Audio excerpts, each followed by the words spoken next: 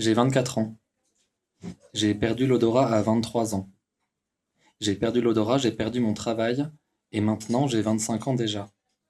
Je refais mon CV, je plonge dans mes souvenirs, je fais des fautes de frappe, je pense à les laisser histoire de me démarquer. Je m'amuse, je m'invente de faux diplômes, des talents à dormir debout. Dormir debout, je n'ai pas ce talent. Je dors toujours dans un lit. Je connais quelqu'un qui s'endort partout, moi je ne sais pas faire.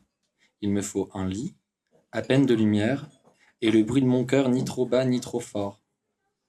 Je refais mon CV. Je m'écris une nouvelle personnalité. Des expériences qui ne s'inventent pas. À valeur de sabre, de sable, des maquilleurs de toile de maître. J'imagine Mona Lisa avant, après. Je refais mon CV. Je change, je tire un trait d'eyeliner, je saupoudre tout ça de blush. Je refais mon CV, je me rends compte que je n'ai pas grand-chose à dire si je n'invente rien. Pendant 5 ans, sous-chef dans un grand restaurant, un grand n'importe quoi réglé au millimètre.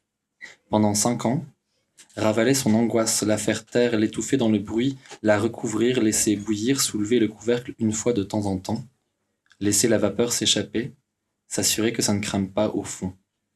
Et c'est comme tout, on finit par oublier. Un jour, on laisse sur le feu et déjà la fumée. On me dit que ça devient dangereux, parce qu'on n'ose pas me dire que je deviens dangereux, que je ne fonctionne plus. Pendant 5 ans, sous-chef dans un grand restaurant, un grand magma d'odeurs découpées au couteau, tranché, ciselé, monté, confite. Pendant 5 ans, la nuit, les insomnies découpées au couteau, tranchées, ciselées, montées, confites. Et puis plus rien. Plus d'odorat, plus de confiance, plus de travail. On m'a dit que ça devenait compliqué. Tu comprends? Tu dois bien comprendre. Alors je m'invente. Je mens. Mais ça n'intéresse pas grand monde de savoir si je mens ou si je dis la vérité. Ça va pas changer l'heure à laquelle brûle la forêt, le mot de passe de mon compte bancaire, le surnom que me donne ma mère, le surnom que me donne mon chat. Je mens. Faut pas croire tout ce que je dis, je n'ai pas de chat. J'ai une mère, oui, à qui je ne mens pas, ou le moins possible. J'ai pas toujours le choix. Je peux pas lui dire que j'ai perdu mon prénom en jouant aux cartes, que je n'ai pas bu d'eau aujourd'hui, que mon dos me fait mal, que j'écris des poèmes.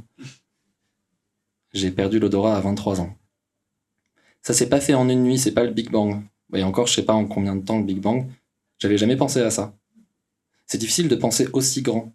Pour nous, quelque chose d'énorme, c'est un tyrannosaure dans Jurassic Park. Un requin long de 25 mètres. C'est quelque chose qui nous dépasse mais qu'on croit maîtriser. Qu'on s'imagine capable de recréer nous-mêmes. Pas le Big Bang. On n'a rien demandé, on ne saurait rien refaire. Bon, d'accord, je sais pas en combien de temps le Big Bang, mais je sais certaines choses quand même, faut pas croire. Je sais des choses, je les écris dans mon CV. Je les liste. Je fais une liste avec tous mes défauts. Une autre avec tous mes talents. Mes défauts, je les écris le plus petit possible, comme ça, pour les faire discrets, comme ça, pour les faire disparaître. J'écris mon CV. J'hésite à tout dire, je sais pas si je dois parler de mes super pouvoirs. Après tout le monde en a. Je me dis, je me répète, j'ai des super pouvoirs, tout le monde en a. Je fais tout ça, et puis je vais au travail. Ah oui, j'ai trouvé un travail. Mon CV a porté ses fruits. Un CV qui porte des fruits, c'est tout de même une drôle d'image. Un CV, ça porte des espoirs, ça porte des mensonges, ça porte des secrets, des burn-out, des crushs à la pause café, mais des fruits, c'est plus rare. Mon travail, c'est de garder un musée. Un musée que tout le monde a oublié. Le téléphone sonne toute la journée, on ne m'appelle pas moi. Je réponds seulement 12 fois. Au 13e appel, l'électricité se coupe. Le téléphone sonne, on veut m'acheter des places de théâtre, des canapés-lits, parfois même des ours et des continents. On m'appelle, mais on ne m'appelle pas moi. On demande autre chose, d'autres noms, d'autres lieux. Alors parfois je fais semblant. Je joue le jeu. Je passe mes journées au téléphone à changer de personnalité. Ça me fait du bien, je crois. Je lis l'avenir dans la voix des gens qui m'appellent sans le vouloir. Un jour, Virginia Woolf a appelé. Ça a sonné. Quelqu'un a dit au bout du fil « Bonjour, c'est Virginia, Virginia Woolf ». Elle voulait parler à quelqu'un qui n'était pas moi, qui ne le serait jamais. Mais je n'ai pas dit ça et on a parlé 20 minutes. Je n'ai pas osé lui dire qu'elle était morte et que je n'ai jamais parlé au téléphone qu'avec des vivants. Je n'en ai parlé à personne, je ne cultive pas le goût du secret, mais qui pourrait comprendre ça? Voilà. Moi-même, je ne sais pas décrire mieux qu'en un mot qui ne dit rien du tout. Ça. Parler aux morts, est-ce que ça fait se sentir vivant? Merci.